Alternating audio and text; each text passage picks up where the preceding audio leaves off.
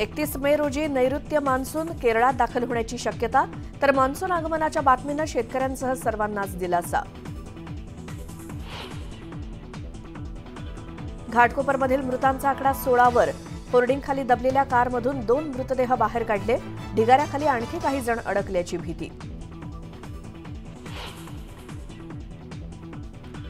मनमाडमध्ये फडणवीस आणि शरद पवारांची सभा. महायुती आणि महाविकास आघाडीच्या उमेदवारांसाठी सभेचं आयोजन.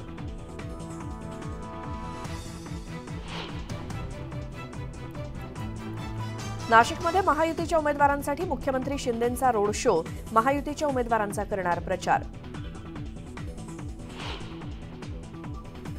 राहुल शेवाळेंच्या प्रचारार्थ वडाळ्यात नारायण राणेंची सभा. जुन्या सहकार्यासाठी राणे मैदानात.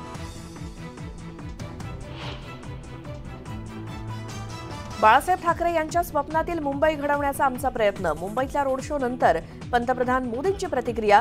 मुंबईकरांचे मोदींनी मानले आभार.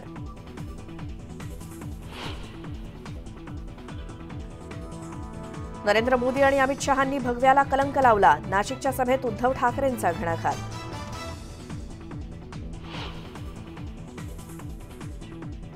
कपटी मित्रापेक्षा दिलदार शत्रू बरा.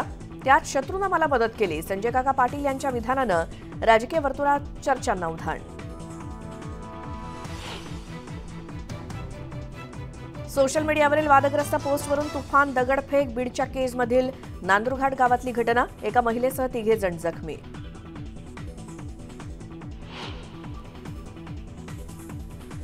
आणि सलमान खान प्रकरणातील आरोपी अनुज थापन मृत्यू तपास तातडीनं सीबीआयकडे सोपवण्यास हायकोर्टाचा नकार. 22 तारखेला पुन्हा सुनावणी.